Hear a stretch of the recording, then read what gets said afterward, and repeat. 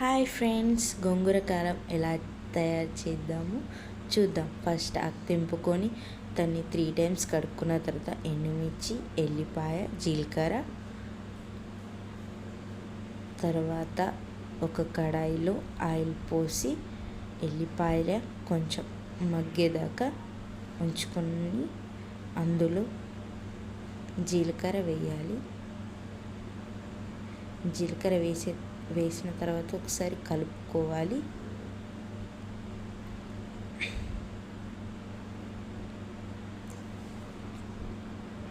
కలుపుకున్న తర్వాత దాంట్లోనే ఎండుమిర్చి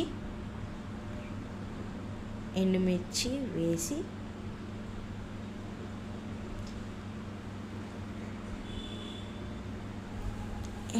వేసిన తర్వాత అది కొద్దిగా కలర్ చేంజ్ అయ్యాక కలుపుకోవాలి. తర్వాత అది పక్కకు తీసిన తర్వాత మళ్ళీ అందులో మిగిలిన ఆయిల్లోనే ఆకు వేసుకొని ఇలా కలర్ చేంజ్ అవుతుంది. తర్వాత ఒక రోల్ తీసుకొని దాంట్లో మిర్చి వేసుకున్న తర్వాత అది దంగిన తర్వాత మళ్ళీ ఆకు వేసుకొని దంచుకోవాలి. అంతే ఫ్రెండ్స్.